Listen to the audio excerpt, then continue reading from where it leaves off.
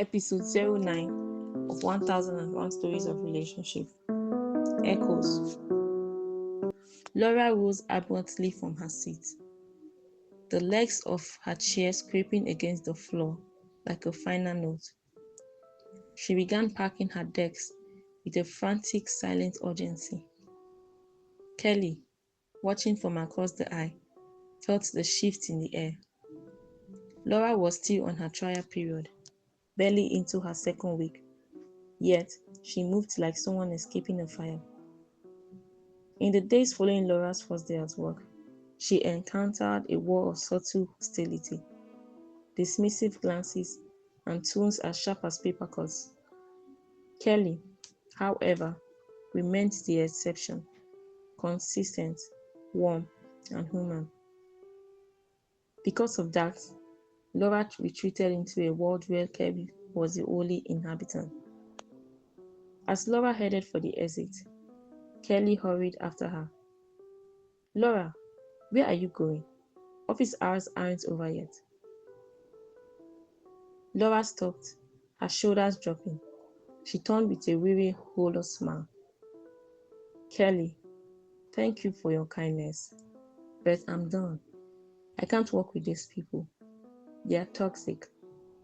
She let out a dry, cynical laugh that didn't reach her eyes. Kelly stared at her, searching her face.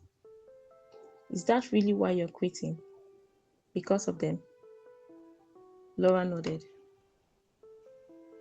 Without a word, Kelly took Laura by the hand. Her grip was firm, not a request, but a rescue. She guided Laura back into the heart of the office. Head stunned, the low hum of whispers followed them like a wake. Kelly stopped in the center of the room, her hand still anchored to Laura's. Listen, Kelly said, her voice cutting through the chatter. This is Laura, our new colleague. From today onward, she will be treated with respect. Anyone who chooses otherwise will answer to me and to management. I don't hold the title of Happiness Committee head for show. I will not tolerate a hostile environment. A heavy silence followed. Then a man spoke up from his monitor. It's hard to be welcoming when she treats us like we are invisible. I tried to greet her last week, but she acted like I wasn't there. I said hello this morning, a woman added, crossing her arms. She didn't even look up. Respect is a two-way street, Kelly. A ripple of agreement went through the decks. Kelly leaned in, her voice a low murmur in Laura's ear. They don't hate you, Laura. They are offended. You've built a wall. Give them a bridge instead. Use your hearing. Give them a reason to forgive the silence. Kelly faced the room again. Everyone, please, Laura has something to say. The room fell into a sharp, expectant quiet. I'm sorry if it seemed like I was ignoring you, Laura began, her voice steadying as she spoke. I should have been more open. I have a hearing impairment that I'm currently treating. If I don't respond, it's not because I'm being cold. It's because I genuinely didn't hear you. I would never intentionally be disrespectful to any of you. The tension in the room didn't just break, it dissolved. Glances softened. The man who had complained looked down at his keyboard, a look of sudden guilt crossing his face. Kelly smiled. Now that the air is clear, let's remember, people's actions often have reasons we can't see. Let's choose patience over judgment.